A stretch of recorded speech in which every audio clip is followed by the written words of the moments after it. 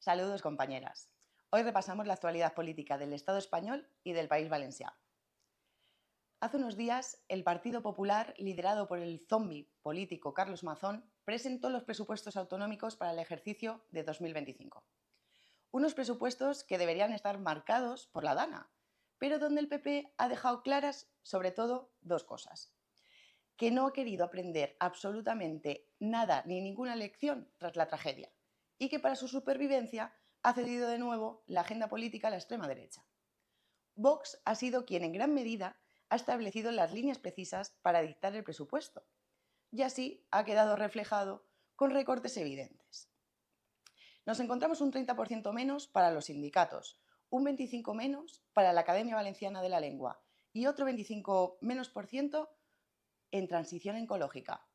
Pero seguimos, un 6,3% menos en la lucha contra el cambio climático y cerca de un 40% menos en memoria histórica destaca en el presupuesto de la vergüenza.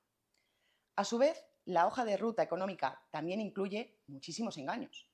Las subidas presupuestarias en sanidad, un 7,4%, educación, un 4%, servicios sociales y vivienda, un 2%, lo que viene a respaldar un modelo de negocio privatizador al cual lo malo es que ya estamos acostumbrados. Ya sabemos que ese dinero va a ir a parar a manos de los empresarios corruptos amigos del PP. Lo vimos, por ejemplo, con la sanidad, cuando se aumenta la concesión a manos privadas del Hospital del Vinalopó, o la eliminación, por ejemplo, de la unidad de cardiología en el Hospital de la Ribera en Alcira.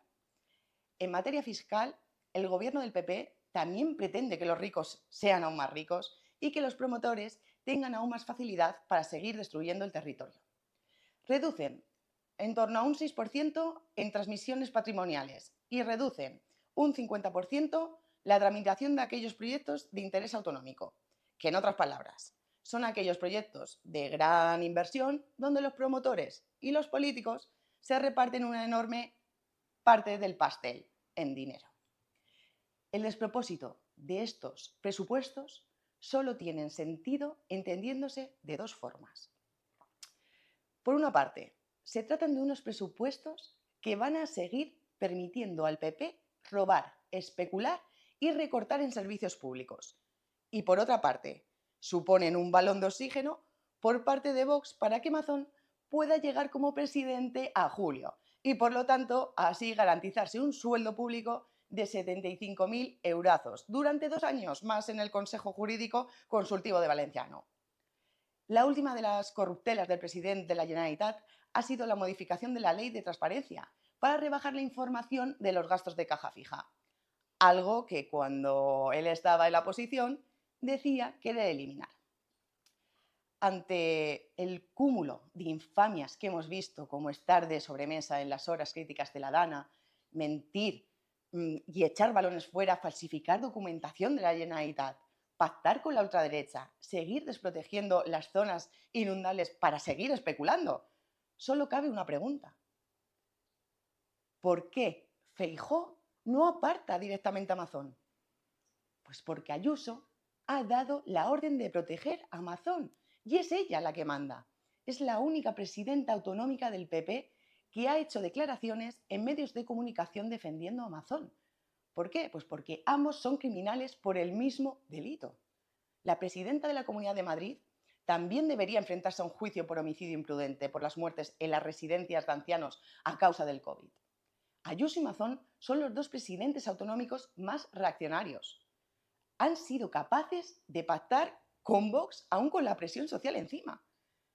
Han regalado dinero público a sus familiares y empresarios, amigos, demostrando que aprendieron muy bien las artes de la corrupción y son los dos responsables de cientos de muertes evitables.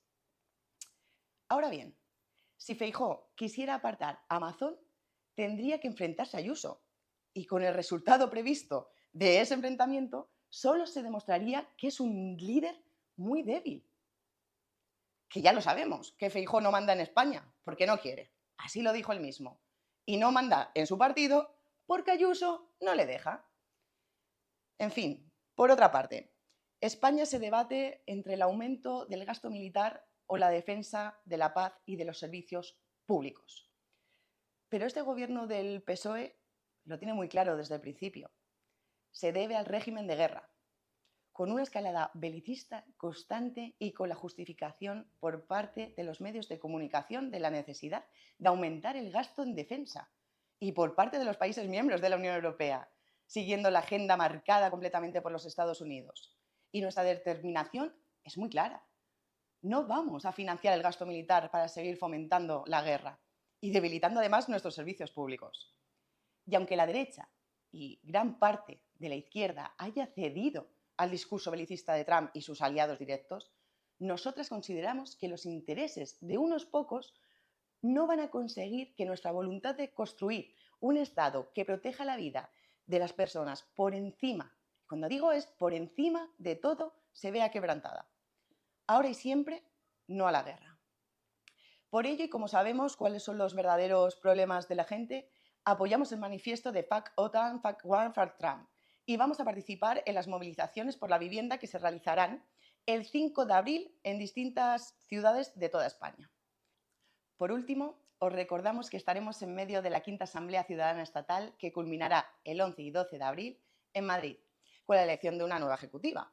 Anunciamos también la inauguración de la nueva sede en Alicante, que tendrá lugar el viernes 28 de marzo en un nuevo local a pie de calle en el que tomaremos un aperitivo con la militancia y debatiremos de manera informal la situación política actual. Así que nos vemos en las calles, compañeras. Un saludo.